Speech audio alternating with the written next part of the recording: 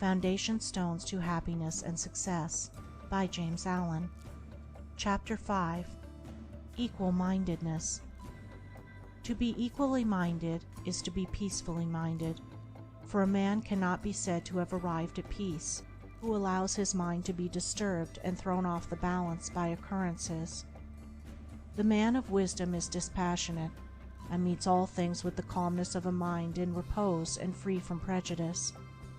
He is not a partisan, but having put away passion, and is always at peace with himself and the world, not taking sides nor defending himself, but sympathizing with all. The partisan is so convinced that his own opinion and his own side is right, and that all goes contrary to them is wrong, that he cannot think there is any good in the other opinion and the other side.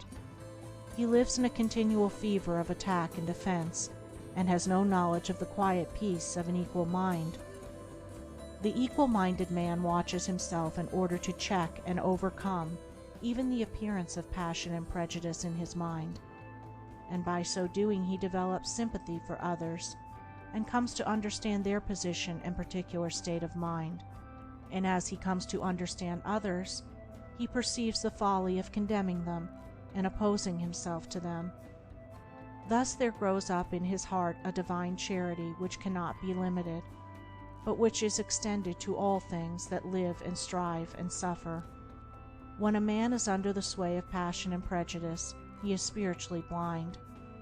Seeing nothing but good in his own side, and nothing but evil in another, he cannot see anything as it really is, not even his own side, and not understanding himself, he cannot understand the hearts of others, and thinks it is right that he should condemn them. Thus there grows up in his heart a dark hatred for those who refuse to see him and who condemn him in return.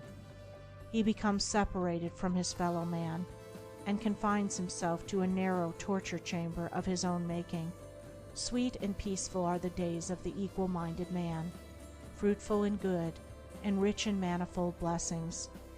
Guided by wisdom, he avoids those pathways which lead down to hatred and sorrow and pain, and takes those which lead up to love and peace and bliss. The occurrences of life do not trouble him, nor does he grieve over those things which are regarded by mankind as grievous, but which must befall all men in the ordinary course of nature. He is neither elated by success nor cast down by failure.